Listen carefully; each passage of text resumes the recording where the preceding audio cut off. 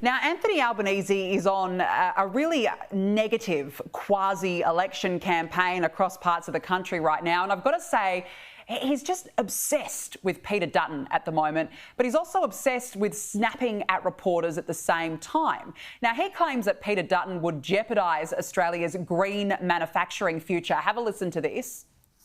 Peter Dutton doesn't have a plan for the future. He has a plan to stop investment in Australia.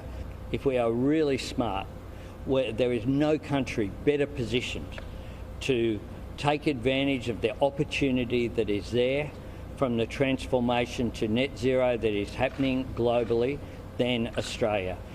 Jonathan, it's as if he's run out of material, because every day for the last week, all we've heard is Peter Dutton, Peter Dutton, Peter Dutton. When is he actually going to sell us his policies as opposed to criticising Peter Dutton all the time?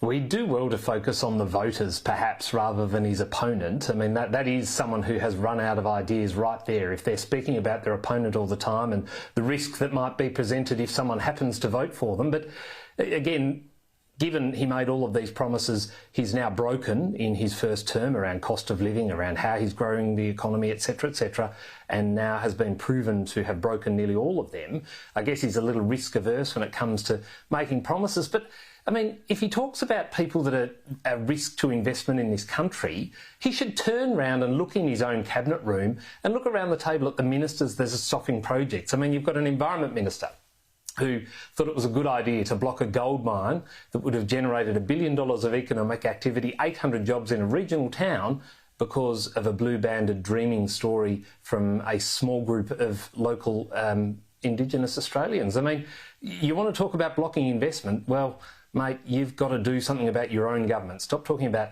Dutton and start talking about what you're going to do to make the country a better place. Absolutely spot on.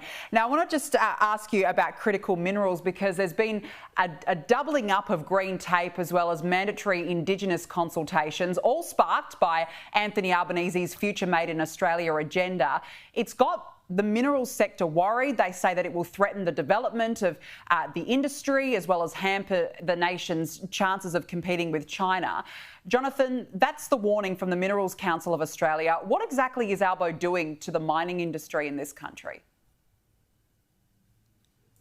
Well, he's telling the mining industry that he's got their back, that he's going to support them and he's going to make sure that they have a strong future here, but nothing he does actually bears that out. He took his entire cabinet late last year over to Perth to tell them that he's going to work with them to ensure that they will be able to mine where they need to and have no sovereign risk issues, but then flies back to the East Coast and continues to block projects through his laws that he refuses to fix, and with ministers that are doing everything they can to block these projects. I mean, we talked about one just before, the Blaney Gold Mine, and there are countless others across the country that we depend on for energy, for resources to manufacture, without mentioning the hundreds, if not thousands of jobs. But there is no sign of policy reform in this area to support this industry. And while they focus on critical minerals, it is the entire mining sector and other parts of our economy like forestry, farming, fisheries, that they have laws that strangle these sectors, because none of these industries are popular in downtown Melbourne and Sydney.